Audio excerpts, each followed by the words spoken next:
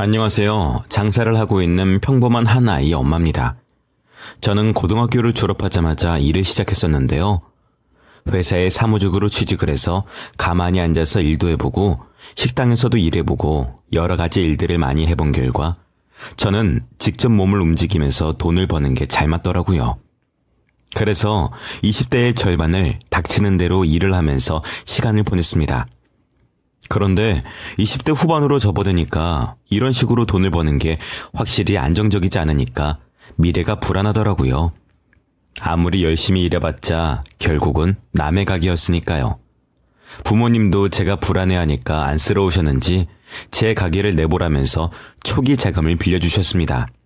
덕분에 고민 끝에 제 사업을 시작했습니다. 그래도 그동안 여러 일을 하면서 쌓인 노하우가 있어서인지 제가 하는 사업은 나름대로 잘 굴러갔죠. 자리 잡고 초기 투자금을 회수하는데 3년밖에 안 걸렸다고 하면 나름 성공했다고 생각합니다. 한번 제 가게를 열고 나니 용기가 생겨서 2호점도 냈고 수입도 안정이 됐어요. 그렇게 돈을 버는 일들에 몇 년을 쏟아붓고 나니 저는 순식간에 30을 넘겨버렸고 그제서야 일이 아닌 연애나 제 사적인 시간을 어떻게 써야 할지 고민할 여유 또한 생겼죠. 그 전까진 온통 머릿속에 가게에 대한 생각밖에 없어서 일을 할 때나 쉬는 날이나 늘 어떻게 하면 가게의 수익을 더 올릴 수 있을지 고민이었거든요. 여유를 가지고 주위를 둘러보니 이미 일찌감치 결혼한 친구들은 이미 아이가 유치원을 들어가기도 하고 어린이집도 다니고 있더라고요. 친구들의 모습을 보니 괜히 부러운 마음에 저도 덜컥 결혼업체에 등록해버렸습니다. 그래도 나름 외모가 나쁘진 않은 데다 재산도 꽤 있으니까 등급이 높게 나오더라고요.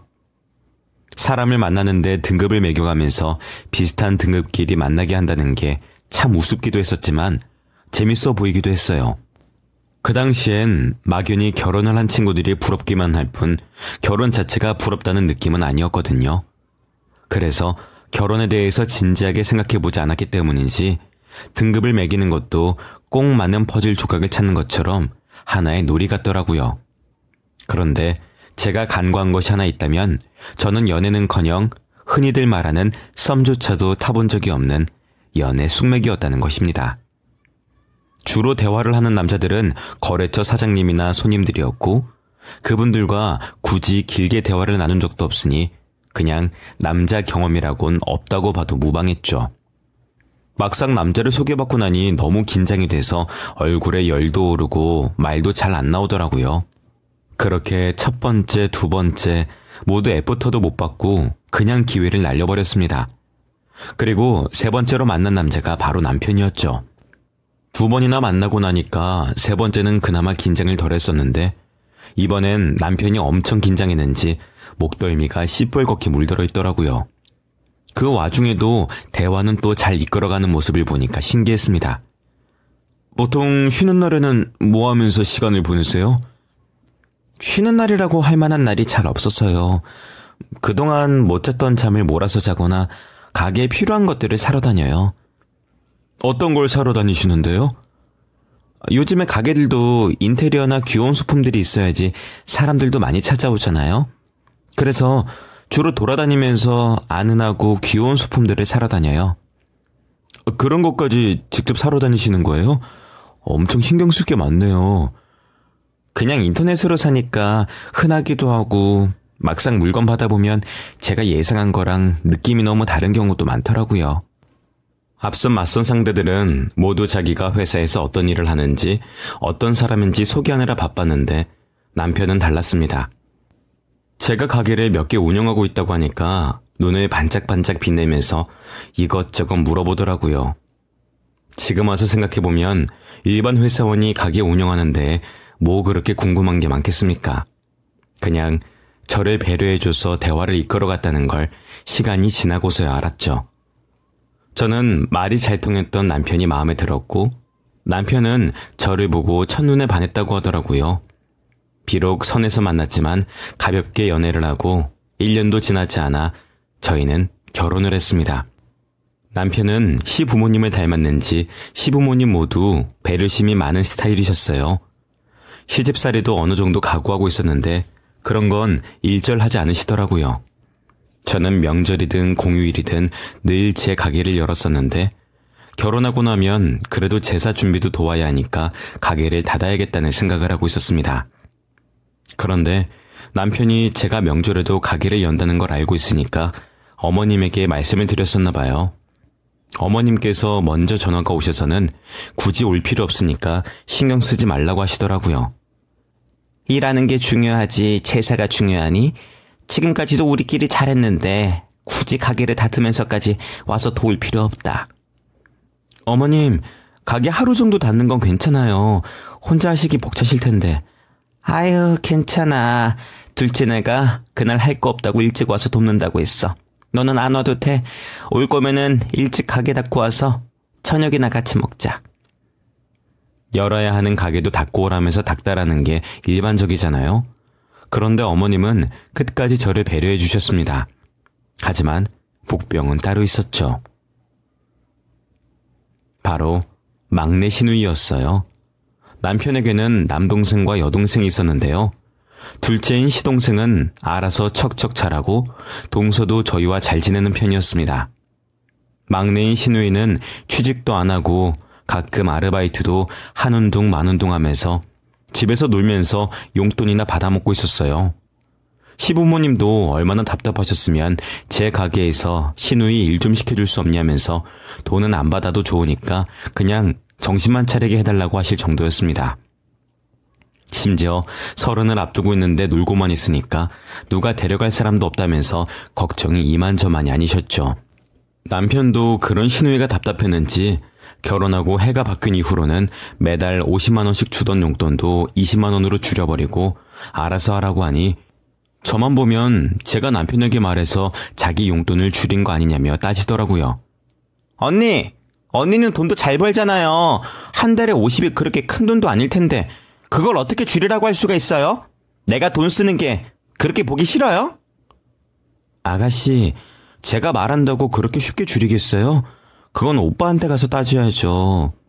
그리고 50만 원은 큰 돈 맞아요.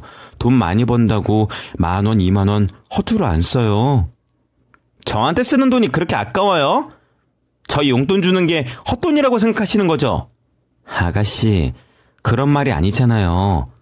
그런 말이 아니면 뭔데요? 따지고 보면은 어차피 오빠가 벌어놓은 돈으로 동생 용돈 주는 건데 그게 그렇게 안 이끄웠어요? 아가씨, 제가 그렇게 말한 적이 없다니까요? 왜 함부로 결론 짓고 말해요? 언니 말을 어떻게 믿어요? 정 못 믿겠으면 오빠한테 가서 물어봐요. 어차피 다 언니 편만 들 텐데 뭐하러 물어요? 됐어요. 내가 치사해서 용돈 안 받지. 제가 몇 번을 이야기해도 제 말을 듣지도 믿지도 않으려고 해서 결국엔 멋대로 생각하라며 그냥 포기해버렸습니다. 그래도 저한테 하는 건 약과였어요. 동서는 시누이보다도 나이가 어려서 그런지 대놓고 막대하더라고요. 시부모님도 심지어 동서가 괴롭힘 당하는 건 말리지도 않으셨어요. 어린 나이에 동서가 시동생이랑 사고쳐서 일찍 결혼해서 처음 결혼할 때부터 꽤 반대가 심했다고 듣긴 했지만 이미 가족이 된 이상 어쩔 수 없이 계속 보고 살아야 하는 입장인데 사람을 괴롭히고 있는 꼴을 보니 동서가 참 안타깝더라고요. 야, 너 설거지 똑바로 안 해? 여기 덜 닦였잖아. 넌 제대로 할 줄 아는 게 뭐야? 애만 아니었어도 확 쫓아내는 건데. 죄송해요. 설거지 하다가 애가 울어서 급하게 달래느라. 그건 그거고 이건 이거지. 다른 건 다 제대로 한 거 맞아? 찝찝하니까 아까 했던 설거지들 싹 다 다시 해. 설거지도 제대로 못하면서 넌 무슨 살림을 하는 거야? 시누이는 심심하면 동서에게 야 너라고 부르면서 신경질을 부렸습니다. 동서가 결혼한 직후에는 집도 못 구해서 시집에서 같이 살았었다는데 대체 어떻게 버텼을까 상상이 안 가더라고요. 시누이가 대놓고 괴롭히는 걸 보면서도 그렇게 상냥하시던 시어머니도 그냥 못 본 채 하는 걸 보니 마냥 시어머님이 좋으신 분은 아닌 것 같다는 생각도 들더라고요. 괜히 동서를 보고 있으면 마음 한구석이 짠해져서 가끔 저희 가게로 불러서 제가 아이를 봐주는 동안 편하게 밥이라도 먹게 했습니다. 시댁에서 보니까 혼자서 그 갓난아기를 돌본다고 밥도 몇 술 못 뜨더라고요. 시동생은 그걸 보고만 있으면서 자기 입만 채워넣기 바빴고요. 동서는 흙이 빠도 엄청 말라서 보기 안쓰러웠습니다. 시댁 식구들은 그런 동서가 안쓰럽지도 않은지 동서가 밥을 먹다 아이를 달래고 나오자 자기들은 밥을 다 먹었다면서 고기 반찬은 더해주지도 않고 대충 나물에다 먹고 알아서 치우라며 동서한테 일을 시키기 바쁘더라고요. 하! 애 하나도 못 달래서 혼자 질질 끌면 어떡해? 빨리 먹고 치워! 분유 먹인다고 그런 건데 얼른 먹고 치울게요. 예, 그러면은 얼른 먹고 과일도 내와서 깎아오렴. 냉장고에 사과랑 배 있는데 먹어보니까 엄청 달더라고. 아, 그럼 과일은 제가 깎아올게요. 동서는 편하게 먹어요. 아니, 안 쉬고 일도 하다 왔는데 왜 또 일을 하려고 해? 어차피 밥 먹고 과일 바로 먹으면 당뇨 걸린다더라. 조금 있다가 둘째 시키면 돼. 아, 너는 쉬어. 제가 하겠다는데도 말리면서 굳이 밥을 먹고 있는 동서에게 일을 시키더라고요. 오히려 제가 말을 하고 나니 시누이며 어머님이며 동서에게 눈치를 준 탓에 그 다음부터는 무슨 말을 하려고 해도 할 수가 없겠더라고요. 동서가 아이를 가지면서 직장도 그만두고 집에서 아이만 보고 있으니 더 무시하는 것 같았습니다. 명절이 지나고 괜히 마음이 쓰여서 동서랑 따로 이야기도 해보고 싶어서 남편에게 시동생네 부부랑 같이 부부 동반 여행이라도 가는 건 어떠냐고 하니 남편도 좋다면서 순식간에 숙소며 차까지 예약을 하더라고요. 저도 오랜만에 직원들에게 가게를 맡기고 시동생 부부와 휴가를 떠났습니다. 시댁에서 우울하게 있던 동서도 밖에 나오니까 환하게 웃을 줄도 알더라고요. 시동생도 나름 동서를 챙기려고 하고 아이도 봐주고요. 그런 사람이 왜 시댁에서는 그렇게 동서를 모르는 척을 했던 건지 이해가 안 됐습니다. 저녁에 술도 한잔 했겠다. 남의 집에 오지랖 부리는 게 예의가 아니라는 건 알지만 어린 동서가 너무 안 돼 보여서 저도 모르게 한 소리 하게 되더라고요. 도련님, 시댁에서도 동서 좀 잘 챙겨주세요. 밥도 제대로 못 먹어서 이렇게 말랐는데 혼자 일하고 있는 거 보면 내가 다 안쓰럽더라. 저도 그러고 싶은데 연정이 걔가 엄청 질투해서 오히려 안 되겠더라고요. 아가씨가요? 왜요? 저 둘이는 한 살밖에 차이도 안 나고 매일같이 붙어 다녔거든. 그러다가 한순간에 자기 오빠를 뺏기니까 질투를 하는 건지 동서를 챙길수록 더 괴롭히더라고. 네? 그게 무슨 말이에요? 남매끼리 질투는 무슨 질투를 해요? 그렇다니까요. 투닥거리기도 하면서 저는 보통 남매 사이랑 다를 게 없다고 생각했었는데 아니더라고요. 한번 그만 괴롭히라고 했다가 더 심하게 괴롭혀서 더 말도 못해요. 정말요? 신기하네요. 알고 보니 시누이가 시동생을 너무 많이 따른 나머지 갑자기 마음의 준비를 할 새도 없이 결혼해버려서 시누이가 엄청 반대를 했었다고 하더라고요. 심지어 그 애가 시동생 애가 맞는 건 확실하냐면서 아이가 태어나고 몰래 아이 손톱으로 유전자 검사까지 했었다고 하는 겁니다.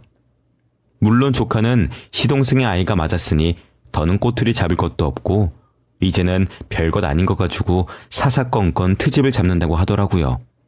그런데 어머님은 대체 왜 그러시는 거예요? 저한테는 안 그러시는데.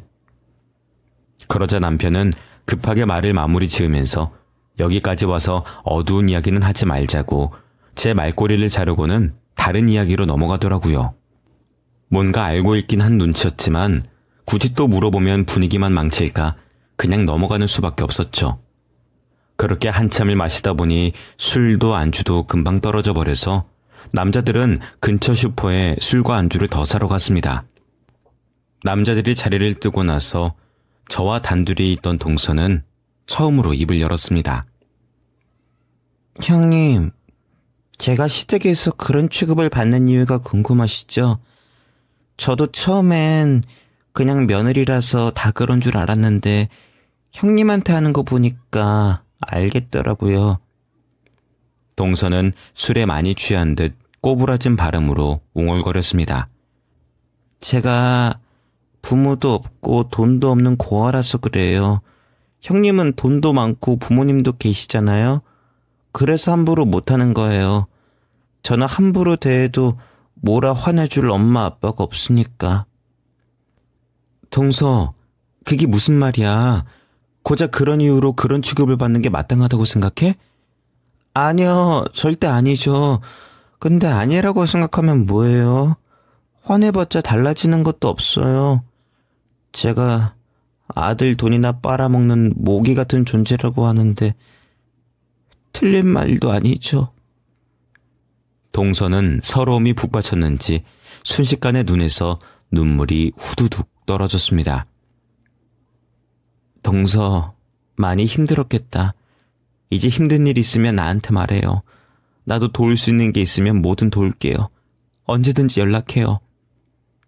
동서는 울다가 잠들었고 남편이 사온 술은 마시지도 못하고 그대로 다 버려버렸습니다. 그리고 다음날 집으로 돌아오는 길에 신우이에게서 전화가 걸려왔습니다. 오빠, 나 다 들었어. 어떻게 나만 쏙 빼놓고 여행을 가? 나 왕따 시키는 거야? 왕따는 무슨 왕따야. 부부끼리 그냥 회포나 풀 겸 간 거지. 너도 억울하면 결혼해서 끼든가. 가서 내 욕했지? 말 안 해도 뻔해. 누가 여행 가자고 했는데? 뻔하지. 걔가 그러자고 그랬지? 나도 가족인데 꼭 결혼해야지만 낄 수 있는 거야? 진짜 가족이고 뭐고 다 필요 없다 이거야? 아가씨, 미안해요. 제가 가자고 했어요. 괜히 결혼한 부부 사이에 끼면 아가씨만 무안할까봐 말씀을 안 드렸는데 제가 생각이 짧았어요. 미안해요. 또 괜히 동서에게 칼날을 돌리려고 하자 제가 급하게 대화를 끼어들어서 남편도 당황하더라고요. 신우이도 제가 끼어들 거라고는 생각지 못했는지 급하게 다음부터는 그러지 말라면서 말을 얼버무리고 전화를 뚝 하고 끊어버리더라고요. 그 후로 아버님 생신이라 일주일 만에 시댁에 찾아가니까 이번에도 어김없이 동서만 잡고 늘어지면서 괴롭히고 있더라고요. 동서는 아이를 등에 업고 음식하느라 땀을 뻘뻘 흘리고 있는데 신우이는 옆에서 음식을 주워 먹으면서 타박이나 하고 있는 모습에 저도 모르게 나서버렸습니다. 아니, 감칠맛이 없잖아. 요리를 이딴 식으로 하면서 집에서 오빠 밥도 이딴 식으로 해줘? 이걸 누구 먹으라고 하는 건데. 재료가 아깝다. 재료가 아까워. 아가씨, 무슨 일이에요? 맛이 없어요? 동서가 요리를 못해서 안 되겠네. 비켜요. 내가 할 테니까. 동서는 방에 들어가서 아기 분유부터 먹여요. 제가 이렇게 나올 줄은 몰랐는지 신우이는 두 눈을 동그랗게 뜨고 저를 쳐다보더라고요. 제가 하겠다는 말에 거실에 계시던 어머님이 주방으로 달려오셨습니다. 아이, 그렇게 일을 하고 무슨 일을 또 하려고. 쉬어. 둘째는 어차피 집에서 노는 앤데 이거라도 해야지.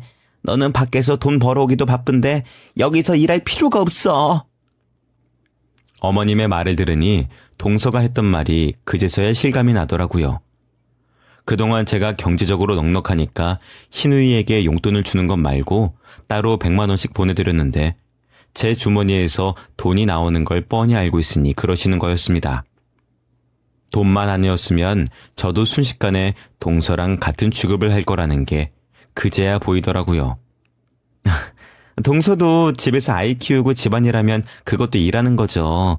그렇게 따지면 동서는 퇴근도 안 하고 일하는 건데 최저시급으로 따져도 저보다 많이 벌걸요? 어머, 그러니? 아이, 그걸 내가 몰랐네. 제 돈 때문에 친절하다는 걸 알았으니 무서울 게 없었습니다. 제가 용돈만 계속 드린다면 어머님은 계속 저에게 친절하실 거고 제가 아무리 동서를 감싸줘도 저에게 쓴소리를 못하실 거라는 걸 깨달았죠. 저는 그걸 무기로 동서를 방으로 들여보내서 쉬게 했고 제가 요리를 하면서 신우이에게 이거 도와달라 저거 도와달라 하면서 부려먹었습니다. 신우이는 입이 삐죽 나와서 금방이라도 투정을 쏟아낼 것 같았지만 어머님마저도 신우이더러 저를 도우라고 말을 하니 별 수 없이 입을 다물고 저를 도왔습니다. 그리고 아버님이 촛불을 무시고 불을 켜기도 전에 신우이는 모두가 놀랄만한 발언을 했습니다. 아빠 선물로 이거 줄게. 그러면서 방 안에 들어가서 사진 한 장을 꺼내왔습니다. 아버님은 그 사진을 받아들고서는 못 믿겠다는 듯이 두 눈을 비비적거리셨어요. 이게 뭐야? 이게 사실이야? 대체 누구랑?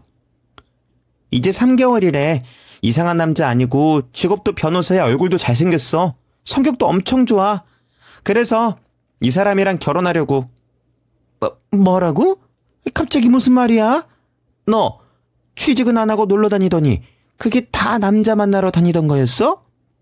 엄마, 그냥 남자도 아니고 무려 변호사야. 내가 이 사람 꼬신다고 얼마나 힘들었는 줄 알아? 내가 취직해서 힘들게 돈 버는 것보다 그냥 돈 잘 버는 남자를 만나면 되는 거잖아? 아니, 너는 정신이 있어 없어? 아무리 그렇다고 덜컥 임신을 하면 어떡해?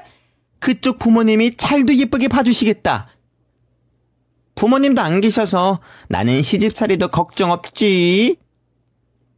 어머님도 처음엔 당황해서 화를 내시긴 하셨지만 신우이의 이야기를 들어볼수록 꽤나 괜찮은 신랑감이라는 걸 깨달으셨는지 금세 조용해지시더라고요.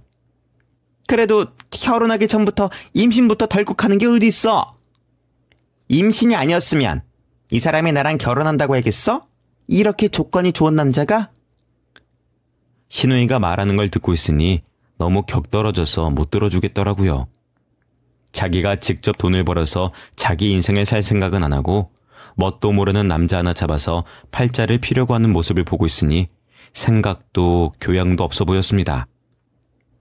남들이 들으면 손가락질한다는 걸 아는지 모르는지 신우이는 신이 나서 떠들어댔고 시큰둥하던 시아버님조차 변호사 사위라는 이야기에 꽤나 얼굴이 밝아지셨습니다.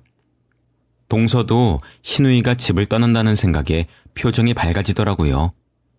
그 남자가 안타깝긴 했지만 서로 좋아한다면 무슨 상관이겠냐는 생각으로 그냥 축하해줬습니다. 그리고 며칠이 지나자 어머님께서 앓는 소리를 내시며 전화가 걸려왔습니다. 아니, 연정이가 결혼하는 남자가 변호사잖니. 그래서 그런지 눈이 높더라고. 집은 자기가 해올 테니까 그거에 많은 혼수를 해왔으면 좋겠다고 하더라고. 어머, 정말요? 대놓고 그렇게 말했어요? 연정이한테 은근히 자꾸 그런 식으로 말한다더라. 그래서 걱정이야. 정말 집에 가뜩이나 돈도 없는데 그렇게 큰 돈을 어디서 구하겠니? 그러게요. 큰일이네요. 제가 한두 개 정도는 도와드릴까요? 한두 개라도 우리는 고맙지. 언제 한번 연정이랑 같이 백화점에 가서 같이 골라주라. 응? 시댁 사정을 뻔히 아는데 모르는 척할 수도 없는 노릇이고 돈 때문이라고 해도 그동안 저에게 잘해주신 건 사실이니까 할 수 있는 건 해줘야겠다 생각을 했습니다. 그런데 상대가 잘 나가는 변호사라 그런지 혼수를 맞추는 것도 어느 정도까지 맞춰줘야 하는지 모르겠더라고요. 일단은 아가씨가 잘 알겠지 싶어서 백화점을 갔는데 어찌나 허영심이 많은지 여기저기 비싼 것만 보면서 마치 자기가 이미 사모님이라도 된 것처럼 굴더라고요. 냉장고 더 큰 건 없어요? 이건 너무 작은 것 같은데? 작아 보이는데 생각보다 안에 많이 들어가거든요. 보통 신혼부부이신 분들은 이 용량을 제일 선호하세요. 내가 언제 다른 사람들 많이 사는 용량 말하라고 했어? 그냥 더 큰 거 보여달라고 했잖아. 왜 이렇게 말귀를 못 알아들어? 죄송합니다. 저는 그냥 추천만 드린다는 게 더 큰 건 저쪽으로 가시면 됩니다. 됐고, 당신 말고 다른 직원 불러와요. 당신 이름으로는 안 팔아줄 거니까. 아가씨 뭐 하는 짓이에요? 이 직원분 말 틀린 게 없어요. 이것보다 더 크면은 거의 제 가게에 있는 냉장고랑 비슷할 텐데 쓸데없이 커봤자 안 좋아요. 아니, 내 살림 내가 하고 싶은 대로 하는 것도 못해요? 왜 참견이에요? 제 돈으로 사드리는 거잖아요. 이 정도 참견을 할 수도 있죠. 그리고 어머님이 꼼꼼히 제대로 봐드리라고 했어요. 일단 직원분한테 사과하세요. 내가 왜? 내가 뭘 잘못했다고 그래요? 그냥 나한테 돈 쓰는 게 아까워서 그러죠? 진짜 아까웠으면 애초에 할인 매장을 갔지 백화점으로 안 데려왔어요. 자꾸 이러면 사드린다는 말 도로 물릴 거예요? 하지만 제가 정말로 안 사줄 거라고는 생각도 못했는지 끝까지 자기는 잘못이 없다면서 자기 혼자 삐져서 집으로 돌아가더라고요. 집에 가서 시어머니에게 다 일러 바쳤는지 그날 바로 어머님에게서 전화가 걸려왔습니다. 이야기 다 들었다. 너 그렇게 돈 가지고 사람 마음대로 휘두르는 거 아니야, 응? 네? 그게 무슨 말씀이세요? 이야기 들어보니까 직원이 잘못한 거라던데. 그걸 연정이 탓을 하면서 사과하라고까지 할 일이야? 거기다가 사과 안 해주면 안 사주겠다고 협박했다며? 협박이라뇨. 그리고 아가씨가 아무거나 막 고를 수가 있으니까 따라가 보라고 한 건 어머님이셨잖아요. 제가 정말 돈 쓰기 싫어서 그랬겠어요? 그래. 내 눈에는 돈 쓰기 싫어서 그런 것처럼 보인다.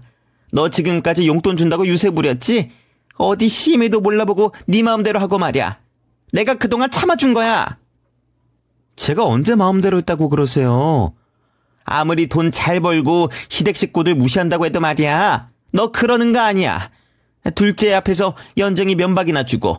너 우리 애 우습게 보는 거야? 어머님, 갑자기 왜 그러세요? 어머님도 그때 제 편 드셨잖아요. 솔직히 아가씨가 그동안 동서한테 심하게 대했잖아요.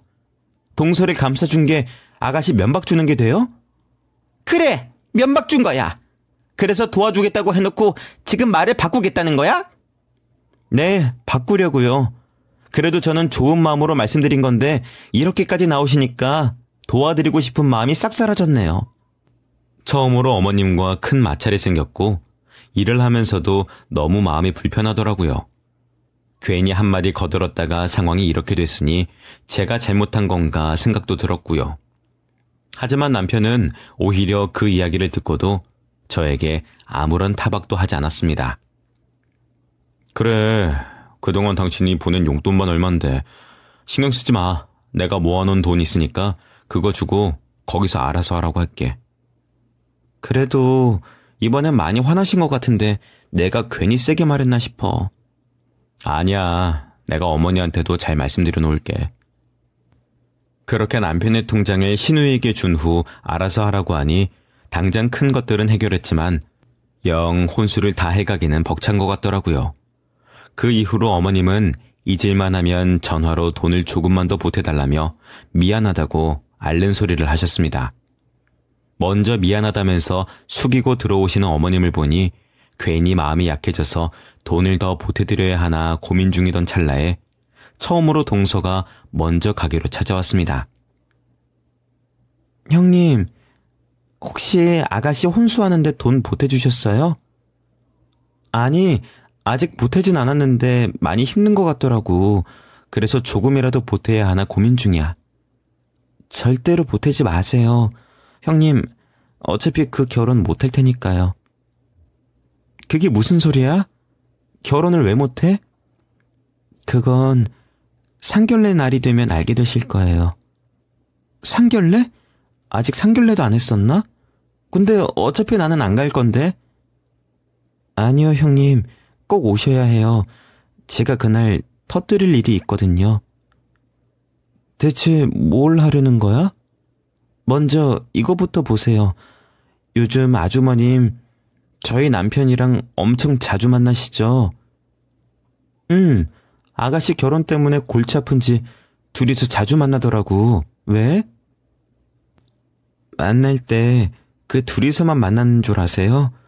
그 두 사람 오피스텔까지 얻어서 바람 피우고 있었어요. 뭐라고? 동서는 그걸 어떻게 알았는데? 신랑이 따로 관리하는 통장으로 월세가 빠져나가고 있더라고요. 그래서 몰래 따라가 봤더니 아주버님도 다른 여자를 끼고 그 집으로 들어가지 뭐예요? 그리고 동서가 보여준 사진들을 보니 정말 동서의 말이 맞더라고요. 오피스텔을 들어가는 것부터 옆에 여자와 다정하게 팔짱을 끼고 있는 모습이 찍혀 있었습니다. 왜 남자들이 바람을 피우면 본처에게 미안해서 잘해준다고 하더라고요. 제 남편도 최근 들어 제 편만 그렇게 들어주더니 그것도 다 이유가 있었던 거였습니다. 치밀어 오르는 배신감에 당장 남편을 찾아가려 자리에서 일어나니 동서가 다급하게 저를 막았습니다. 형님, 잠깐만 참으세요. 세 남매 한 번에 해결해야죠. 제가 다 준비해놨으니까 일단 진정하시고 제가 상견례 날짜랑 장소 알려드릴 테니까 맞춰서 그쪽으로 오시기만 하면 돼요. 대체 뭘 준비했다는 거야? 이걸 모르는 척하고 참고만 있으라고? 딱 일주일이에요. 그러니까 그동안은 시댁에 돈도 보태지 말고 다 무시해버려요. 저는 당장이라도 달려가 남편이고 뭐고 멱살을 잡고 싶었지만 동서에 다 계획이 있다는 말을 믿고 일단은 참고 있을 수밖에 없었습니다. 동서가 아니라면 남편이 바람 피우고 있을 줄은 상상도 못했을 테니까요. 그리고 딱 일주일 뒤 동서가 알려준 상견례 장소로 향했습니다. 고급 한정식 식당이라 룸으로 완전히 나뉘어져 있어서 딱히 숨을 필요도 없더라고요. 어디서 돈이 난 건지 동서는 떡하니 바로 옆방을 잡아줬고 저는 숨죽이고 상견례 자리에서 무슨 말이 오고 가는지 귀 기울이고 있었습니다. 그리고 시댁 식구들이 도착하고 문이 열리는 소리 직후에 바로 큰 소리들이 들려왔죠. 네가 왜 여기 있어?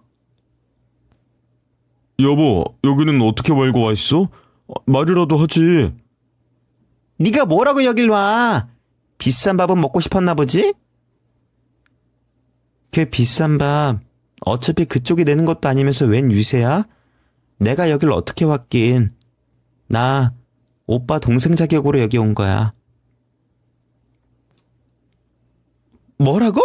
오빠 정말이야? 내가 깜빡하고 우리 동생 소개를 안 해줬더라고. 인사해. 배다른 남매라서 그런지 그동안 굳이 말하진 않았는데 따로 통성명은 안 해도 되지. 둘째, 너는 이걸 알고 있었어? 그동안 왜 말을 안 한 거야? 말씀드리면요. 혼수니 뭐니 그냥 물러달라고 하라고 떼썼을 거잖아요. 거지같이. 야, 너 말 가려서 해. 지금 겹사돈 되게 생겼는데 말버릇이 그게 뭐야? 겹사돈? 아니, 이제 정말 남이지. 당신이랑도 이혼하고 이 결혼도 못할 테니까. 뭐라고? 이혼? 결혼을 못해? 너 연정이 네 오빠애 임신한 거 모르니? 야, 너 그 뱃속에 우리 오빠애가 맞기나 해? 그럼 누구애겠어? 당연히 너네 오빠애겠지. 너 참 뻔뻔하다. 우리 오빠 아이 못 가지는 몸이야. 결혼이며 아이며 지긋지긋해하는 사람이라서 일찌감치 수술했는데 넌 몰랐니? 그러자 신우이는 당황하면서 그럴 리가 없다고 현실을 부정했습니다. 시동생은 뒤늦게 정신을 차리고 동서를 끌어내려고 했지만 동서는 한 번만 더 건드리면 경찰에 신고할 테니까 건드리지 말라고 딱 잘라서 말하더라고요. 처음 보는 동서의 모습에 시댁 식구들은 황당해서 전처럼 막대하지 못했습니다. 아까 말했지 않아? 너랑 나랑은 끝이야. 야, 그게 무슨 말이야? 연정이 일 때문에 이혼하는 게 말이 돼? 정신 차려. 우리 애도 있고 너도 나 없으면 못 살잖아. 어? 아니, 너랑 사는 게 죽기보다 더 싫어. 그동안 그렇게 나 모르는 척하더니 너 바람 피우고 있더라? 내가 아무것도 모르는 등신인 줄 알았니? 아니, 그게 무슨 말이야? 어? 나는... 시동생이 변명을 시작하기도 전에 동서는 사진들을 시동생의 얼굴에 뿌렸습니다. 너나 네 형이나 아주 똑같더라. 아주 삼남매가 제정신 아닌 게 똑같아. 아니, 동서 이런 건 어디서... 아니, 설마 우리 와이프한테 말한 건 아니지? 말을 안 하긴 왜 안 해요? 형님, 얼른 나와보세요. 당신, 그동안 내 돈 뽑아먹으면서 기껏 한다는 일이 바람 피우는 거야? 그것도 오피스텔까지 당당하게 빌려서 바람 피우더라? 왜? 아예 단둘이 살림을 차리지 그랬어? 여보, 그게 아니라 오해야. 제가 혼자 바람 피우기 못하니까 나까지 끌어들인 거라고. 형, 그게 무슨 말이야. 형이 먼저 시작했잖아. 왜 나한테 다 뒤집어 씌워? 누가 먼저고 그게 무슨 상관이야? 바람 피운 게 중요하지. 어머님, 참 하나같이 자식을 잘 키우셨네요.